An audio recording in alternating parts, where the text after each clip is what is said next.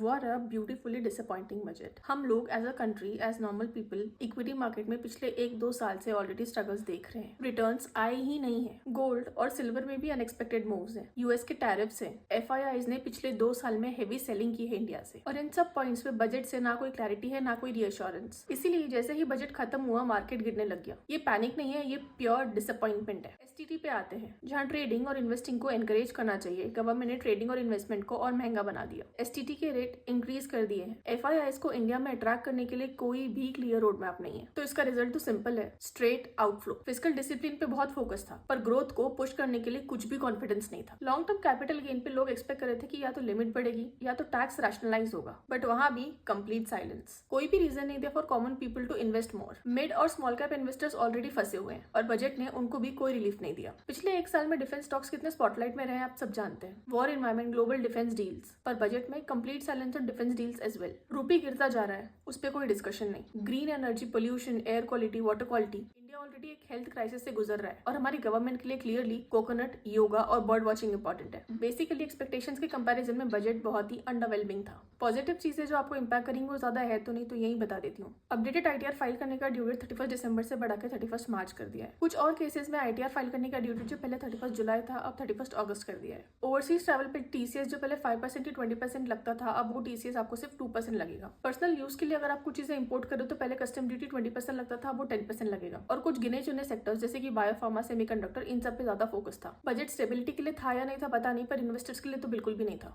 आपको ये बजट कैसा लगा कमेंट्स में जरूर बताना।